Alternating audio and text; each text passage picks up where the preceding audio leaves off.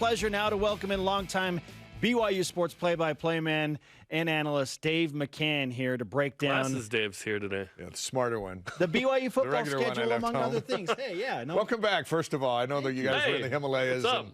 and Mexico and all that stuff, so glad you guys made it back. Disneyland and Augusta, but close enough. BYU Sports Nation host Dave McCann alongside guest host Spencer Linton and Jarom Jordan. Yeah, it was yeah, You were holding down the fort here. Hey, anytime for you guys have some time off, I'll do whatever I need to do. Thank you. know, That's so you guys kind deserve it. and generous of Well, you. thanks for coming on, Dave. Dave, See you let's start guys. with the schedule. And I'm talking myself into the idea that last year's schedule is on par with next year's BYU football schedule more and more, the closer I look at it. BYU faced 3 conference champions last year, head-to-head, beat 2 of them. Baylor was on the road. Baylor's at home this year. Where do you stand? Like, I know you see higher quality Power 5 opponents, as we talked about last segment, but is last year's schedule automatically just easier than what BYU is about to face in 2022? Well, I think, for one, if BYU's healthy, this is a great schedule for them. And when we make projections, we're projecting on a healthy quarterback, healthy linebackers, and all that stuff.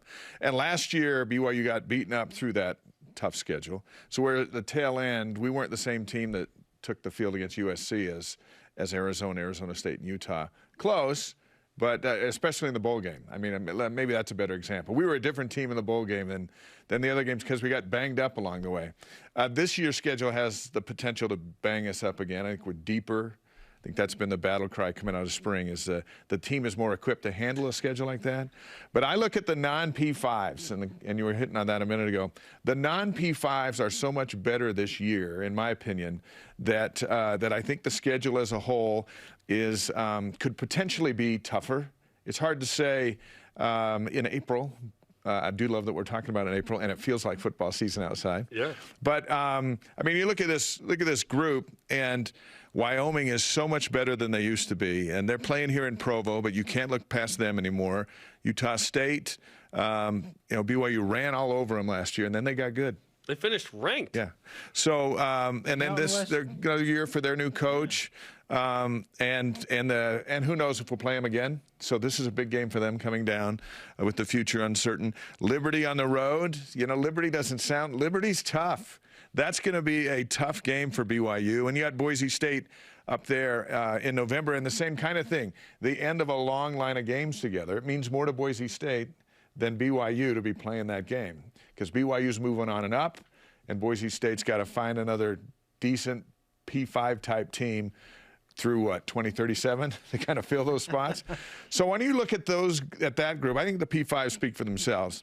The non-P5s I think are better, which makes it a very exciting schedule. The kind of schedule where if BYU's banged up, they could lose a handful of those games. But with good health, I think they can. I think they have a chance to have a really good season, much like last year. But I think it's tougher than last year based on the non-P5s, when all we used to do is just judge the strength of a schedule by what P5s, because they have the P5s, and then these are decorated around them, and those aren't easy games. So with fewer Power 5s on this year's schedule, only 5, but the greater non-Power 5 teams like Wyoming, Utah State, Boise State, do those take the place of some of the Power 5s that BYU faced last year? Because the Cougars faced 7 on last year's schedule. Well, those are tricky games because they don't motivate you as if they're a Power 5, and yet they're a pretty good team.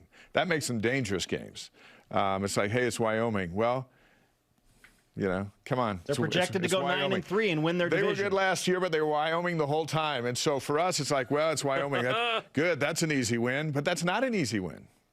You know, this is Wyoming back to where when BYU played them in Vegas, they ranked 20th. This is a pretty good football team. This is Joe Tiller, Wyoming. That was a whack Wyoming team. This is a Mountain West Wyoming team. But they've got it going, and that's one of the games where a fan looks at that and goes, oh, that's a win.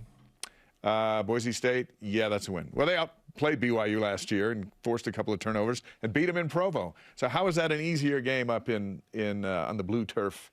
But I just think as a whole, every week is going to be pretty good with the exception of Utah Tech.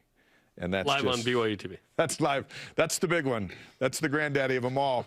But that game tells us everything about independence. And it's only appropriate that we're playing them in our final home game as an independent. November's always been hard.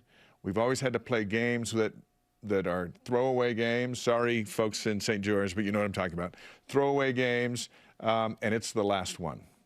It's the last November-type game that we couldn't schedule anybody for, that we had to settle for an Idaho State or a Utah Tech or a Weber State-type team.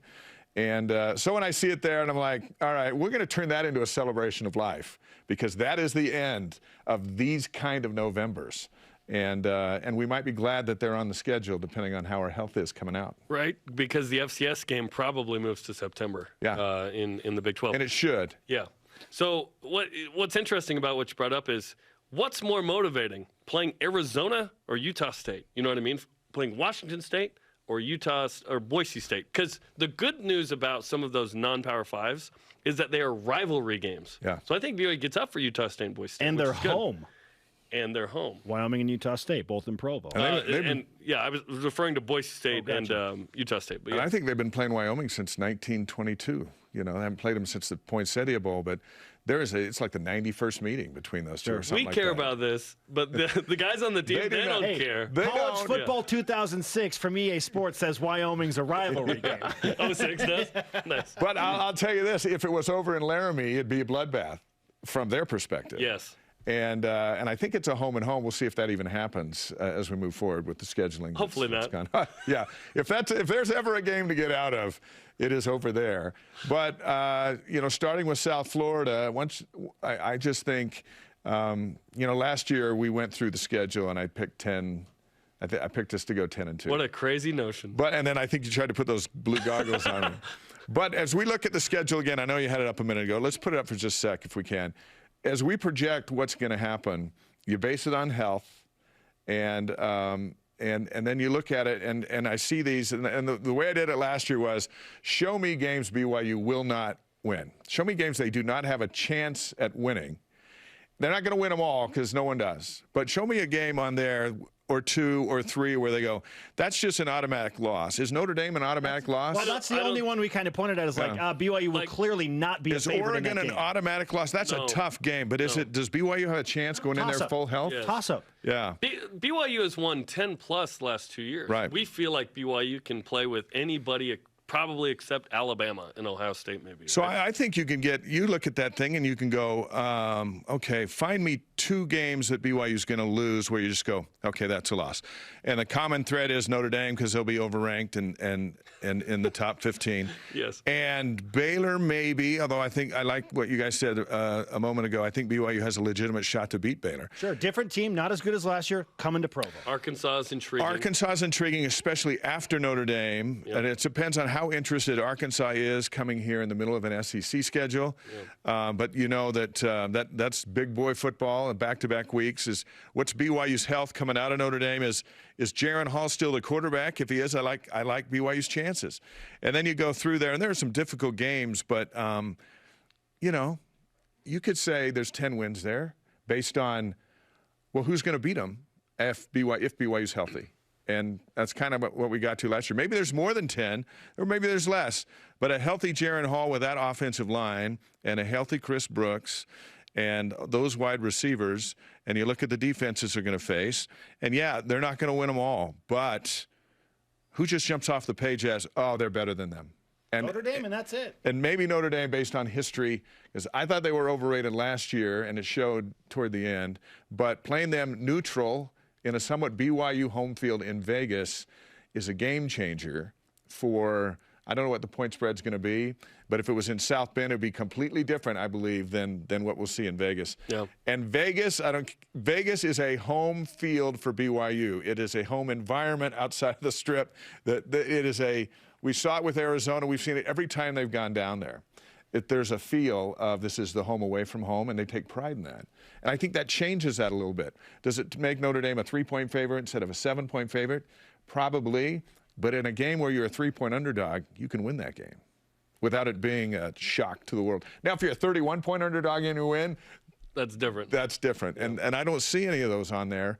And so, yeah. Yeah, I don't see BYU being a double-digit dog in any of those games. No. I think should they? I think single. And how – because we didn't go into the season like this last year. Like, we thought, hey, you did. You said 10 wins, to your credit. But, like, we're feeling like, hey, 10 is possible. Yeah. And we've always felt this way for a long time with BYU football, except the last couple of years. We were like, well, hopefully it's 8. right? This is a good feeling to feel like there's a chance of doing something special again. But they weren't used to winning P5s. Yes. And after last year, 6-1, it's like, okay, why were we afraid of those guys? And for a while, they were deeper and better. Utah beat BYU for a long time because they were deeper and better at the right moments in those games. But last year, BYU just dominated the line of scrimmage on both sides the whole game long. And then they did it against Arizona State, and they had done it against Arizona, and then they did it against Washington State. I mean, Algier ran for 200 and something on the road in a low-scoring game, and yet they still dominated the line of scrimmage. The two games that we thought last year, Baylor's going to be hard because it's Big 12 on the road. We didn't know Baylor was going to be that good, and USC. But as the course of football goes, USC was maligned as well when we played them with injuries. Fortunately for BYU, their best receiver was on the mend getting ready for the NFL draft. Drake London. And they'd gone through 3 quarterbacks, with health and all. That's kind of the road BYU had been on. But in the summertime, we're like, in Los Angeles, Thanksgiving weekend, that's probably going to be a loss. And it turned out BYU only trailed for a few minutes in the whole thing. Dave McCann is with us on BYU Sports Nation. We need to ask you about the somewhat breaking news we heard about Chris Burgess and BYU basketball this morning. The assistant coach leaving Provo to take a similar position with Craig Smith at the University of Utah. What will that mean for the future of BYU basketball with Chris Burgess departing for the University of Utah? Chris was sitting right here while you guys were on your vacations talking about how to rebuild BYU for the coming season in the Big 12. He's just a good coach. He's a good guy. He's loyal to the end to his employer. He's been loyal to BYU right to the end, and he'll be a great assistant at Utah. You hate to lose good people.